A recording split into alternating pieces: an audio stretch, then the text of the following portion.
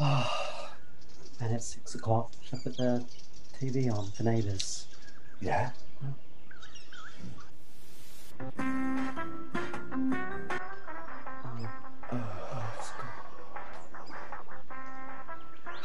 What will it do? I don't know. I've come all this way to be with you, and there's no name. I mean, Hi, Benz. It's me, Shazza.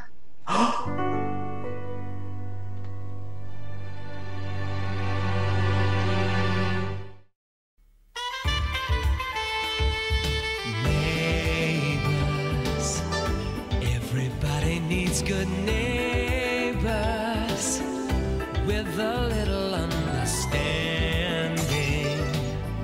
You can find the perfect blend. That's when good neighbors become good friends. Hi. Are you Des Clark? Yeah, what can I do for you? I'm looking for Bronwyn Davies. The old duck across the road said I'd probably find her here. Oh, she was right. Come in. Oh, thanks. Boy, what a small world. Hi, Mike, Mr. Bishop. Oh, hello. What are you doing here? Good for you, sis. Sis? Oh, sorry, everyone. This is Sharon, my little sister. Oh, Hi. Hello, Sharon. hello again. Hello. Hello. Thank you for joining us, Jessica. We are thrilled to have you today here on Neighbours. Thank you. I'm thrilled to be here. I'm really bad with technology, guys. So, if you lose me or something, just be aware that I will be trying to come back to you. Don't worry, we've got you now. We ain't letting you go. Oh, good. Okay, good to know. So Sharon's come back in the finale. Hi, Mel. It's me, Shazza. Oh, very, very short, tiny little moment, but it was very special. Yeah. Super impactful. I was thrilled. It was perhaps one of the biggest surprises of the finale for us. Yeah. I text away going, Oh my God, Sharon! I'm just glad you didn't blink because you would have missed me. But I loved the fact that you guys had predictions of who might come back and that I featured on that. That was spot on. You must have had a little crystal ball or something. Well, our Madame Zolga came out a little bit, but but Sharon was like such, a kind of integral part of like 80s Neighbours. Like, how did it feel kind of making that return to Neighbours after like 30 years since you last appeared? It was, as far as I was concerned, it was long overdue. I would have loved to have gone back before. And I kind of had to pressure to get that. I really wanted to be part of the final and wanted Sharon to come back. Yeah, poor Jason Herbison, the producer, got a lot of emails from me just going, please, it's me again. Hi, please. And eventually he just went, look, we haven't got time to do a Sharon storyline, but if you'd like to come in to catch up with some peeps and say goodbye on the penultimate day, then you'd be more than welcome to come in as our guest. So that's what I did. I went in expecting not to be filming, saying a fond farewell to the set and to familiar faces, but actually it had changed so much since I was there. The building, the studio was completely different. I mean, we're talking the 80s, early 90s. We're talking before mobile phones, people, before the internet. Yeah. Just like a whole other world. I sometimes feel like a walking piece of history. Yeah, so I went in and then that happened, that they asked if I would like to record a sort of to camera piece, because it's meant to be shot on a mobile phone. Well, it was shot on a mobile phone, just not mine. That people were sending in messages to Mel and Toadie for their wedding. And it made sense that Sharon, who was friends with Mel back in the day, would send her a message. So, yeah, so that's what we did. And I got to mention Bouncer, and I even mentioned Mike and Jane. Oh, I was so thrilled to get the script that had Neighbours finale, Sharon Davies, Jessica Muschamp, and it was all written in the script, like it was, proper and formal, and it was really That was really special. It brought a tear to my eye, actually. I insisted on having hair and makeup, though, because I thought, while I'm here, why not? Yes. How long does it take to put on a dress? Give them time. Introducing Sharon Davies. What do you think? Oh, you look fantastic. Hey, not bad. Were you tempted to get the old perm back for Shaz? Oh, no, they didn't have, they only wanted to spend 10 minutes, you know, they didn't have time. No, I think I had blow dried my hair to be fluffy that day, but they fluffed it a bit more, but it wasn't the perm, sadly. What? Why? I'll tell you about my children later on and the things that they say that are hilarious. But one of them was, we saw someone had posted a clip somewhere of way back when there was a TV, like a promotion that Channel 10 was doing. And we were giving away television sets. And I used to do this every weekend for a good part of 1989 with Christian Schmidt, who played Todd. It was mostly him and me paired up. I think we had a few other pairings, but it was mostly him and me. We would fly up to Newcastle, Wollongong, Sydney, wherever, get picked up by a limo, which was so nice, so plush. And then we would drive around to these addresses that they had where people had won a competition because they'd nominated their neighbour to win a TV. But we were just limo driving around, and it was always really early in the morning, and it was always either Saturday or Sunday morning. And often the people were not really thrilled to have us on their doorstep at 8 in the morning on a Sunday. Hi! From Recruito. Ping off both of you. Oh, it was so funny. And the TV, so someone had posted a clip of this. I think it was an advert that had been on Channel 10 at the time. Hi, I'm Jessica Muschamp. And I'm Christian Schmidt. We're from Neighbours. We're just about to visit some very special neighbours right now. You come with us. Stephen and Katerina White, your neighbours next door, the Sprods, have nominated you in the Channel 10 and Daily Mirror Say Hi to Your Neighbours competition. And since you've been such a great neighbour, we've got an NEC colour TV for you. And remember, every entry goes into the draw for the big prize, $25,000 cash. So keep watching Neighbours each weeknight at 7 o'clock here on Channel 10. And my middle daughter, Hannah, who's very funny, she's 16, she's hilarious. She just looked at me and I was expecting her to go, "Oh, Mum, you look so pretty, you look so young, whatever. And she went, "Mum, you look like Cindy Lou Who from The Grinch Who Stole Christmas. Your hair," because it was like a cascading waterfall. Paul. Hang on, which one's Linda? She just went, "What were you thinking with your..." They bring you down to earth, I tell you what. It was so funny though. But I had to say the kind of long-winded line, and Christian had to carry the TV, bless him. And they were heavy things in those days because, you know, old technology. But it was the size of a microwave. And we thought we were giving them such a great prize. It was like this tiny little television with a remote control. Funny. So funny to look back. Oh, and that was the first time I ever used a car phone, a phone that wasn't connected to a landline. I'd just ring my mum and go, "I'm in a car, I'm in a limo." It was very surreal. It was very fun though. Everything to do with it was fun. I was just a very lucky person to be with the show when I was, and yeah. You mentioned before about kind of, you got to drop Bouncer in, and you mentioned Jane and Mike in the speech that didn't make it to air. Was there anything else that appeared in that? Yeah, I greeted Melanie, who I'd known when I was there, and she had a crush on the character that my sister was going out with, but then she moved on from him, and I wasn't around when her character married Joe Mangle. But, you know, we were kind of friends. We were both the bright, bubbly, slightly kooky people on the show. Me? Yeah, it'll be fantastic. We're going to all-night horror movies at the Elliott Park Drive-In. Come on.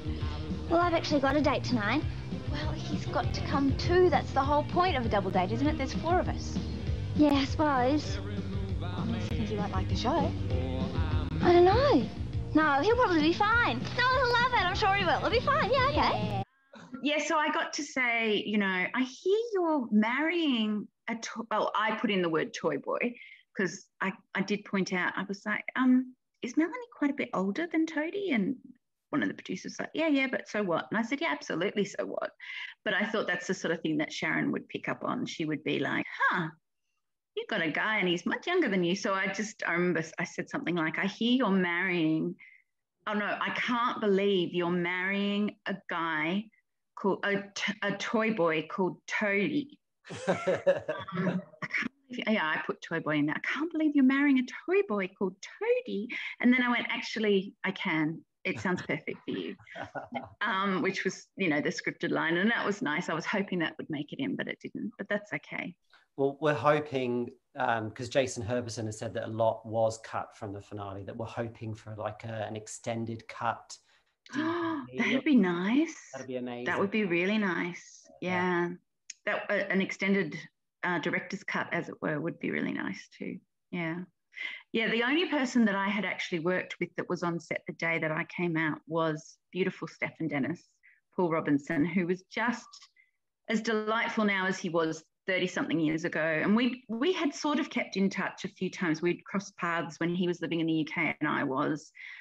He was Mr. Battle. I worked in Jersey in the Channel Islands one summer for summer season, and they have a Mr. Battle and they have a Miss Battle, who's a woman from Jersey, and then the Mr. Battle is a celebrity that comes in, and in the year I was working there, it was Stefan. So I jumped up on the float with him and was, chatting away to him, and it was just great. It was so good to see him. But, a long time ago, so it's been 25 years or more since I'd seen him. And it was really funny, the day I was in there, I had my glasses on because I'm a little bit blind as a bat. And the mask. And even though I had the floofy hair, I stepped towards him. I waited obviously till the scene was finished, and he came off camera, behind the cameras, and sort of was just smiling to people. And there were people on set, coming in and going. He just very politely smiled and nodded at me and went, hi, kind of, walked past. And I just went, Steph, it's Jess, because he didn't know I was coming. And then his face, so then mask came off and hugs were had, and it was just lovely. So yeah, he said, it's the damn mask, I just didn't recognize you. And Annie Jones had been working that day, but I missed her, and I would have loved to have seen her. She was another beautiful soul. Same with Lucinda, she was on, but I missed her. Ian Smith wasn't in that day, but he was one of my absolute, my heart, one of my absolute darlings. He was so supportive and just such a good person to be around, and funny, so funny. And yeah, him and Anne Charleston were like my on-set, I won't say mum and dad because they would hate that, but they were people I really looked up to, and still do. I think they're incredible. But it felt really good to be around. It felt really good to be back. I really think they did it proud. I thought it was a beautiful piece of television. I just thought it was beautiful. And Susan's monologue at the end, not a dry eye. It was just it was magnificent. She's a magnificent actress, Jackie. So of course it is fitting that she would be the one to do that. And it was just magic. You came back as Sharon. We haven't seen or heard of her for like over 30 years. What do you think Sharon's up to? What in your head, where do you think she's been? I had lots of story ideas that I wanted to pitch to them when I was wanting to come back, but they will remain forever unsaid or untold. But you can tell them now. Well, they're just my ideas. They're not official ideas. I remember that Sharon was meant to be very good at maths at school. I remember her tutoring other kids in maths. I always thought maths was your best subject, Shaz. Oh, it was today, that's for sure. But only because Mike coached me last night. It's amazing how much more you learn when you've got a great teacher.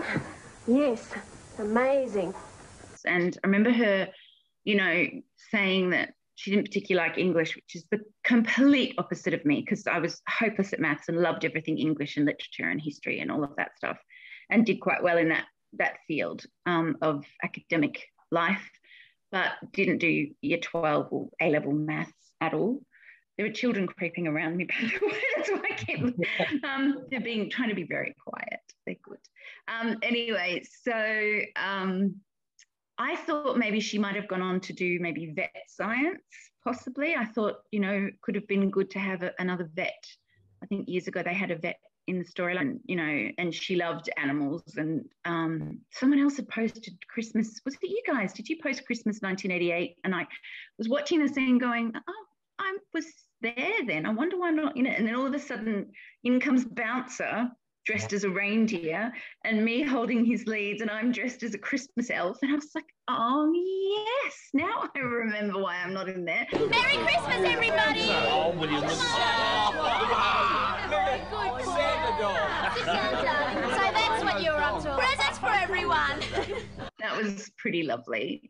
Oh, what a beautiful dog Bouncer was. So are you aware that in 2018, Toadie found a brooch in his loft at number 30 with the initials SD on? All the fans at the time were speculating that that meant Sharon was coming back for some reason.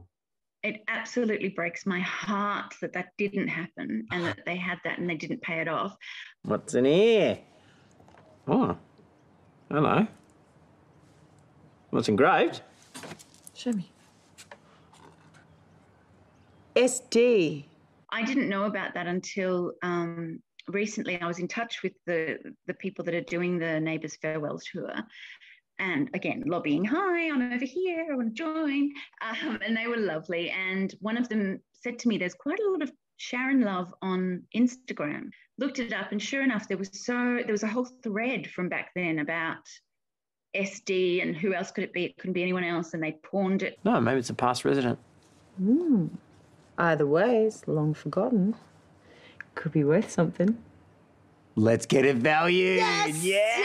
yes. So, yeah, I was a bit gutted. I was like, well, I would have been up for that. I would have loved to have come back and found a piece of jewellery and, you know, been in this, even just for a short story arc would have been really nice, but it wasn't to be. But yeah, no, I didn't know about that at all until I'd kind of lost touch with watching the show, and with having kids, you just, you know, most of my TV viewing for the last 20 years has been various episodes of Peppa Pig.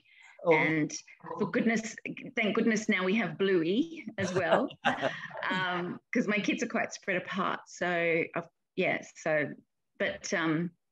when I have watched TV, it hasn't really been kind of my TV for a long time. It's more so now, but not then. So yeah, it was quite funny watching the finale with them and trying to explain. The 16-year-old Hannah, she knew who was who and what was going on, but the little one who's 11 was just like, is that? Oh yeah, great story. So when she's seen photos, my 11-year-old Hattie has seen photos of me when I was younger and with the hair, the perm and everything. And, you know, sometimes kids don't pay a lot of attention to detail. And she knew I was appearing in this show, but she didn't know when or in what context. So the Mini pulls up and in Ramsay Street, and Kylie gets out. And Hattie goes, is that you, Mum? Because of the curly hair. Winning. So I went, yes, it's me. Internationally renowned, absolute music and megastar Kylie Minogue. That is me. I think you said more words than Kylie in that episode. That's been a thing on social media and the news and stuff since. It didn't even occur to me that she hadn't said much. I don't know, just having them as a presence was such a big deal that I didn't feel like, it didn't stick out for me, put it that way. The point was that she was just Charlene, not Kylie. Charlene was just drinking in, being in the street again and being kind of overwhelmed with it. And because her character hasn't been back in all this time and her mum's passed away and, you know, all these things have happened that in a normal non-television life you would come back for, but she hasn't, obviously, because of her career. I think it was monumental for her to be back there and thinking of all that stuff. That's what I got from it. Let's rewind back in time a little bit. What was it like working on Neighbours in the 80s heyday? Oh, look, it really was. I mean, one of the cast, I can't remember who, described it as being like the Beatles. I remember one day in the green room and I thought, oh, come on. It's a bit of an exaggeration. And then when I saw some of, you know, the footage and they went over for the Royal Variety performance in 1988, and the three main new ones, myself, Rachel Friend and Mark Stevens, who started that year. We weren't on air yet, so we didn't get to go to the Royal Variety, which, again, but I saw some of the footage of it, and it was nuts. It was like, it was nuts. And then when I was on air here, we would do shopping centre appearances and stuff, and it was crazy.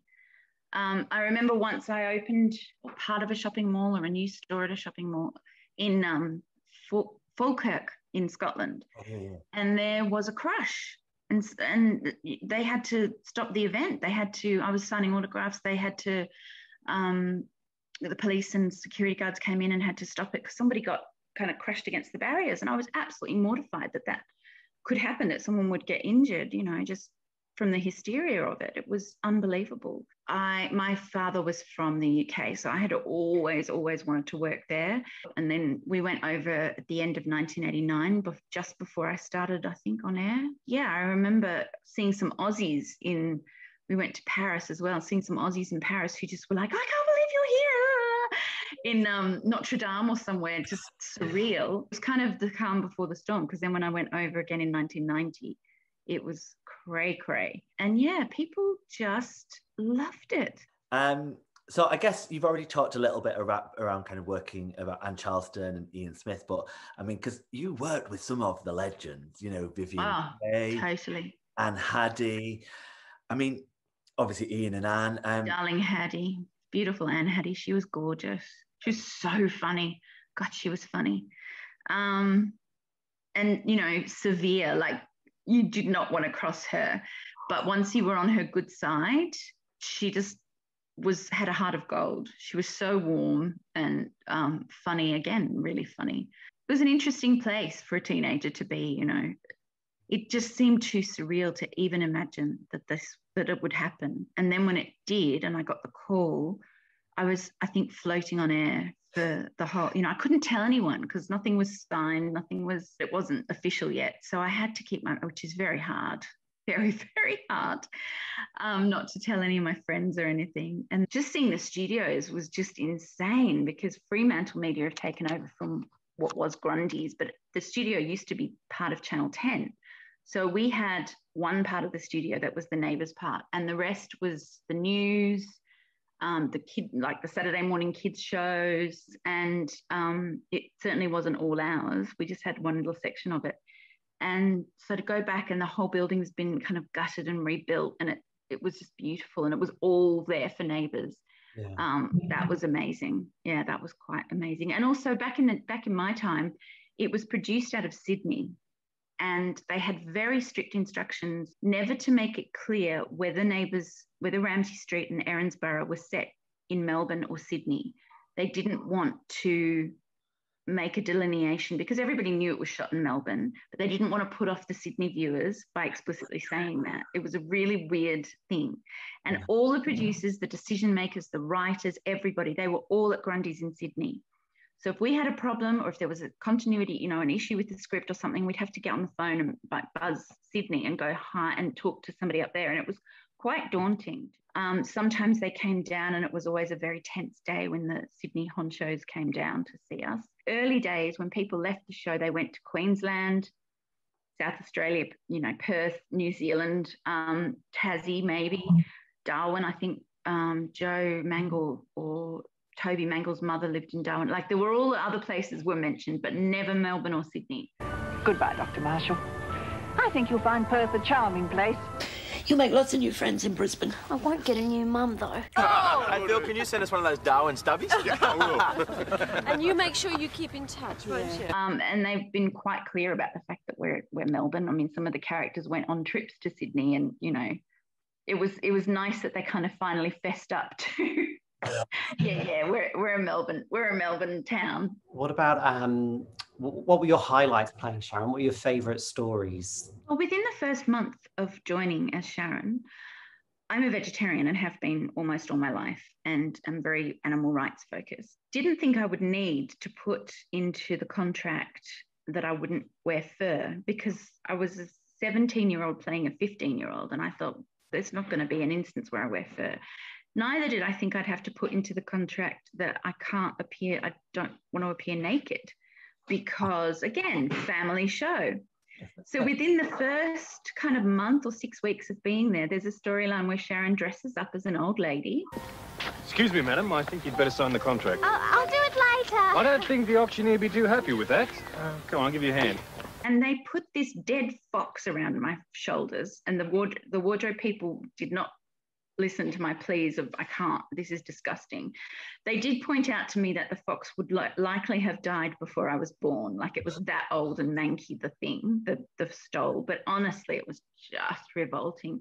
And then there was a storyline where Sharon's going out with Nick, who's played by lovely Mark Stevens. He's an artist, and he does some art. He goes to different classes and stuff.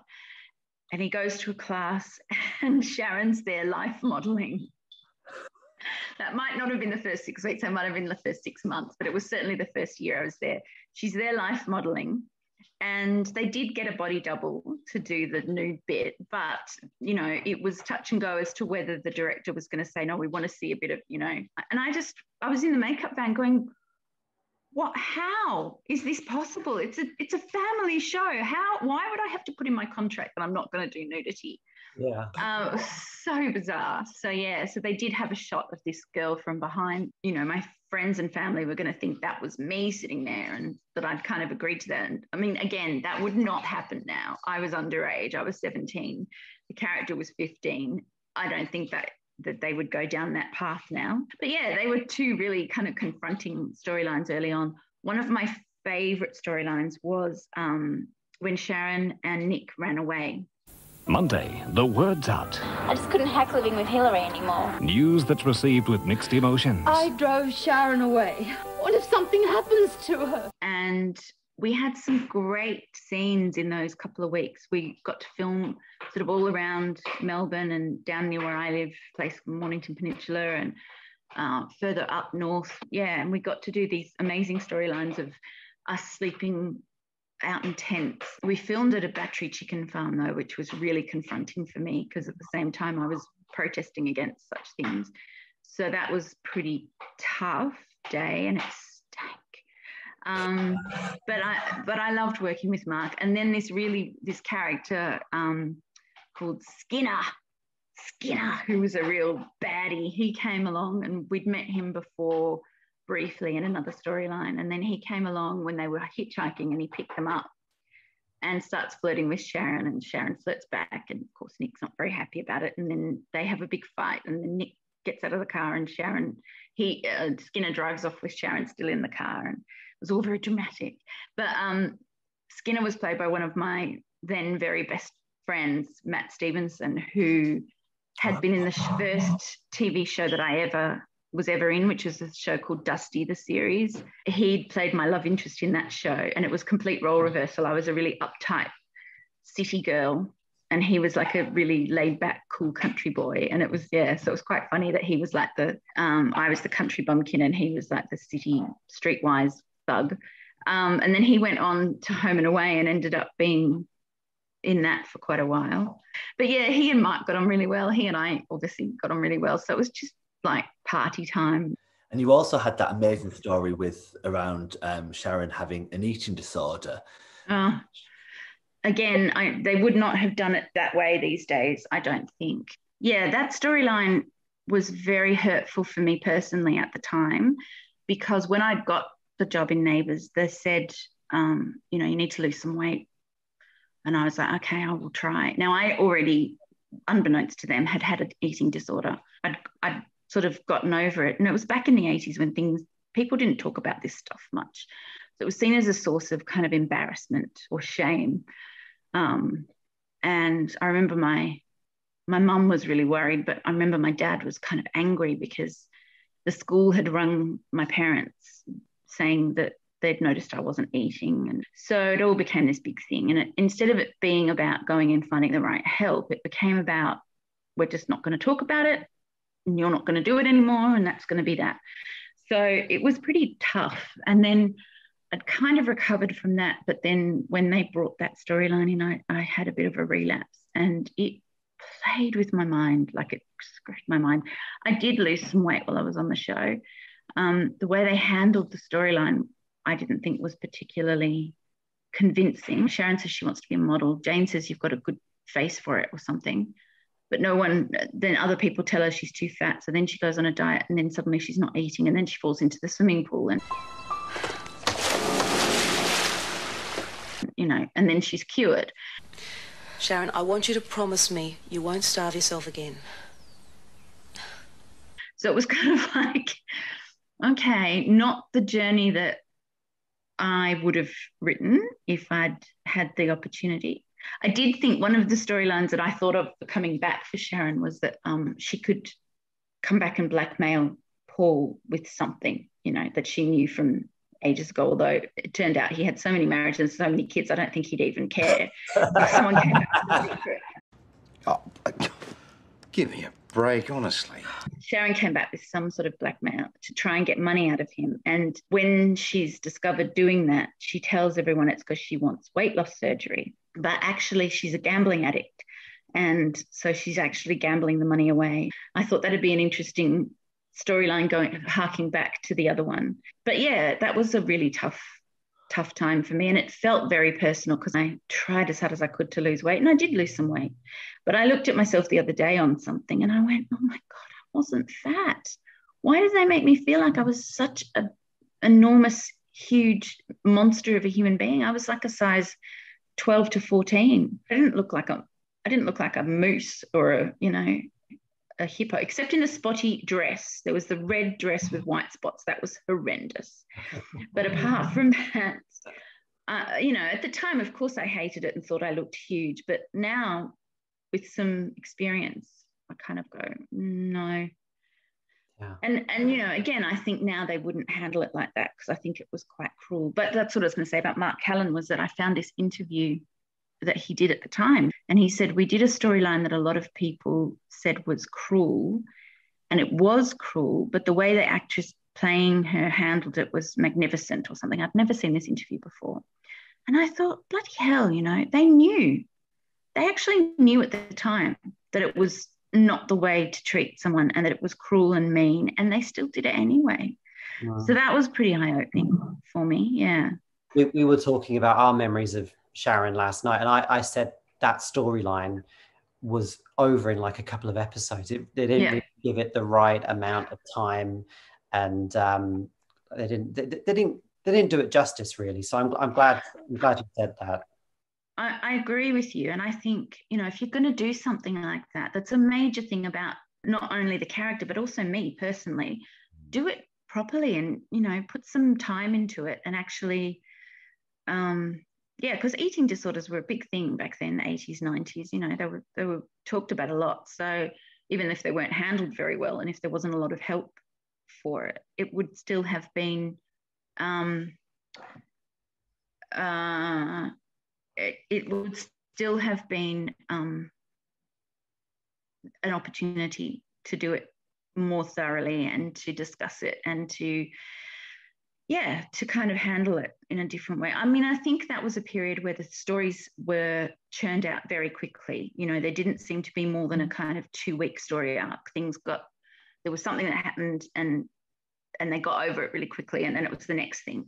I think in years later, they stretched out and took time with storylines like Susan's amnesia or obviously Harold, years in between. But don't think they intended that. But yeah, they gave things time later. But I think back then it was very rushed because they wanted to keep up the momentum. They wanted to keep up the audience share, and they wanted to keep it interesting, keep it fresh, keep it snappy, and not get bogged down too much in anything. So, yeah, that's why they kind of went, yep, okay, we've done that. Next, so. And also, with the first character, probably one of the only characters in Neighbours history to ever have a cigarette on the show. Oh, yes.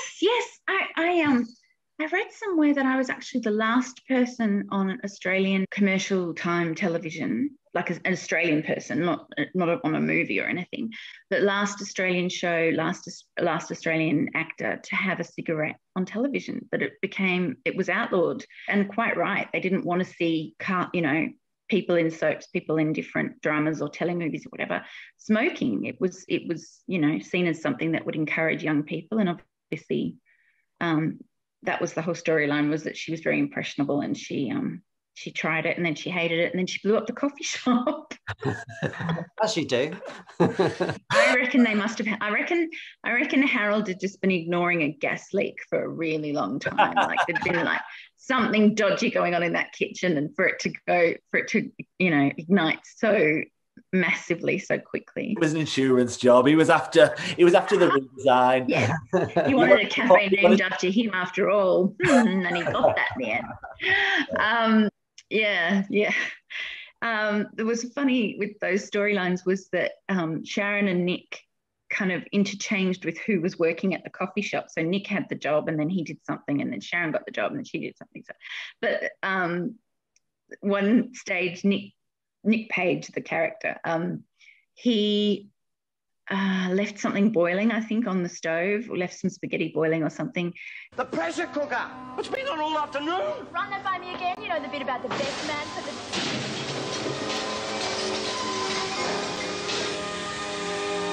And then it exploded all over Harold, and Harold was furious.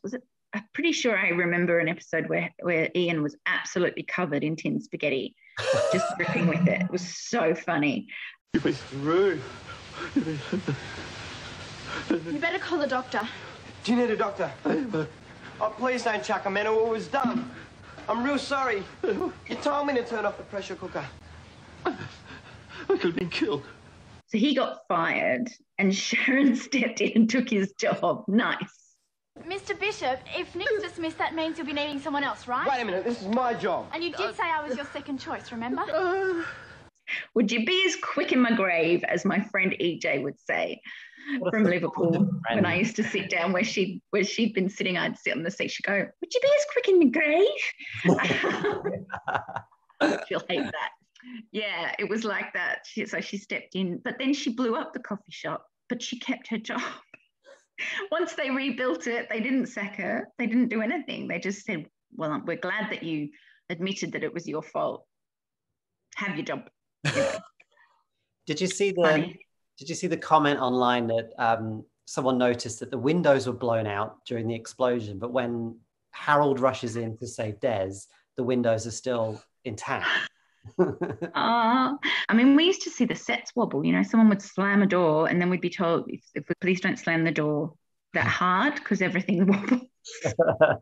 Everything's shaped. The wonderful world of soap. That is magnificent. Magnificent that people pay so much attention to that detail. I didn't know that, but that is gorgeous.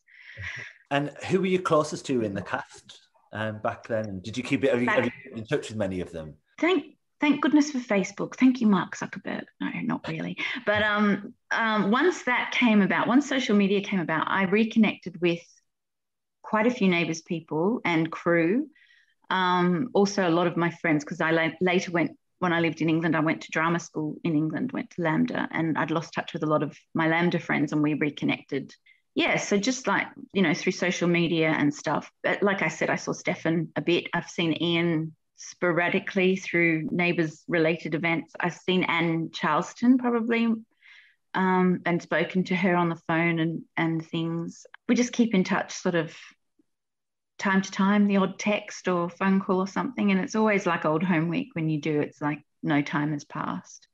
So yeah, but back then I was pretty close to Mark Stevens, who played Nick, because we started pretty much at the same time. I was very close to Anne and Ian and Hattie, and Annie Jones was all the Anns. Annie Jones was just delightful. She was so mature. She's only a couple of years older than me, but she just was an old soul, as they say. And she was very calm about stuff, but she was also very supportive of new cast, because she knew what was coming. She knew the madness that was coming. And she said, when you are on air, everything will change. Everything will change. And I remember thinking, oh, maybe not, but she was right. But they were good people to talk to. Fiona Cork, who played Gail Robinson, Paul's then wife, she was delightful. Stefan, obviously, he's lovely. He came up to me on my first day and introduced himself and was just just so sweet and so, genuine, and it put me at my ease because there were, it was very scary. Being on set with all these famous people, it was pretty daunting. Actually, my very first day, my orientation day, was the day Kylie left. So she left on a Friday, and I started filming, rehearsing, but started work on Monday. But they had me in on the Friday for an orientation. One of the wardrobe guys was showing me where the studio was, where the canteen was, all the stuff. And then he said, "Oh, this is the green room." And he poked his head in, and it was still in the days where people could smoke in the green room. So it was like smoke comes wafting out from all the then smokers, like Ian and Anne, Hattie. Oh, not Hattie, sorry, definitely not Hattie. Charleston. They were having a little sort of cast get together to say goodbye to Kylie, and it was a really kind of private moment that we just burst in, and it was like I was so embarrassed. It's just really bad timing. And the wardrobe guy looked around the corner and said, "Oh, here's an extra that we use sometimes." And I thought, oh, thank goodness, somebody else who's sitting away from the main people, who is going to feel as awkward as I do about being in this place at this time. So I put this stupidly big grin on my face, poked my head around the corner to say hi, and who was sitting there but Jason Donovan? The wardrobe guy was having a little joke. Really, really one of those moments where you just want the ground to open up, And then obviously after you left, you kind of came over to the UK. What was that like coming over here? Brilliant, crazy. And the expectations, I guess, of the fans were not always what happened. Like, we were not all mega million, didn't have lots and lots of money after doing the show. I was very well paid for an 18-year-old, but certainly wasn't enough to set me up forever. So I was living in a bedsit when I first was in London, and I remember I was interviewed for something, and the interviewer came back to the bedsit, looked around and went, "What happened to your $1 million?" And I was like, yeah, funny. That was with a shared bathroom and a shared kitchen. And I look back and go, what? Why did I not look for something a bit better? Imagine what everyone else was thinking. They were like, "Oh my God, we've got Shazza as a neighbour." That's funny, because there are funny stories about that. The place where I was staying was mostly kind of international students or people that didn't really recognize me. There was an Aussie there who I became friendly with who did, but most of the other people it didn't cross their radar. So actually that was something I liked about it, because I thought, I'm not going to get harassed or asked lots of stuff about it. But and then I did some tours, and I did musicals. I did Oliver down in Margate, which was wonderful. Did the pantos that I talked about, and then I went to drama school, which was amazing and brilliant. And then I came back to Australia and did some TV here, just guest appearances and stuff. Then I went to uni and did a writing degree, so I'm trying to be a writer as well now, and then had children. So that's kind of me. Who knows, fingers crossed, maybe this will spark a renaissance. Possibly. Well, it sounds like you're looking to get back into the acting and the writing. Oh yeah. Our question was going to be, what is next for you? What do you want? Well, at the moment, for the last 9 years, actually, I've worked for a company called Stage School Australia, and we teach drama, music, dance to kids, and it's wonderful. I love it. So I obviously teach the drama side of it. That's been a really great group to work for, because apart from kind of loving being around kids, I just love them. It's taught me a lot about directing, because we have to kind of direct and get the best performance we can out of the kids for their shows. So it's like every week I'm getting to, direct a little play or direct a group of kids, or get them to kind of bring out their talents, try and work out who the really noisy, confident ones are, and then try and get the quieter ones to blossom. And that's been a really great role, I guess. But I don't want to stop doing that, but I do want to be an actor again. Like, I miss it so much. And I would love to direct. I have directed a couple of things. I directed and wrote a short film that was on the film circuit many years ago, and I've done some theatre, and but I'd like to actually, get a director's attachment and go down that path of learning to be a professional director on screen. And acting, writing, all of the above. Maybe a Sharon spin-off could Oh, I would love that band. But, you know, let's be realistic. I couldn't even get Sharon back for more than a sentence. So I think getting a whole show in her name as a spin-off might be a stretch. But I do think though, you know, of all the characters that have been in Neighbours across its 37 years, you know, you were part of the finale. Jason Herbison didn't need to give you that slot. I know you badgered him for it, and he invited you down, but he did not need to give you that moment. No. And the fact of the matter is, there's still love for Sharon. And oh, that's nice. Thank you. Yeah, it was very special, and it was a surprise because they had said, no, we don't have anything, we can't fit you in. And I had accepted that. And when he invited me back, I was honestly so chuffed to be doing that. I was really touched. And it wasn't like with a group of, you know, ex people that had been on there. It was just me. So it felt really quite special and quite unique. And for them to be asked to do that as well, that was like just the icing on the cake. And I think what was lovely from a fan perspective was they didn't announce you. So you were like the surprise. I think there was yourself, Naomi, Lance. There was that Philip Martin. Yeah. So we said all along, like, oh God, stop telling us. We don't want to see any pictures. Just, you know, let us enjoy the surprise. So we were like, oh my God, please let there be a couple of surprises. So when you burst on screen, we were just like, oh, that's so lovely. That makes me feel so happy. Thank you. Yeah, I was the opposite. I wanted them to publicize the absolute what's it out of it, because I was like, get my name in the papers, tell them that I'm coming back, make me feel like I'm important. So yeah, no, I'm kidding. But it's nice that it was a surprise for you. Yeah, it was good. Hi, Mel. It's me, Shazza. Uh-oh, we're in trouble. Something's come along and it's burst our bubble.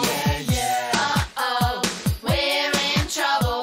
Gotta get home quick, march on the double.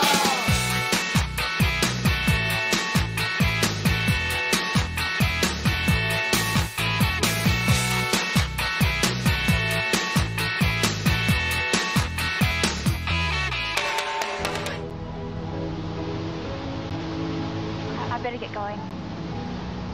See you later.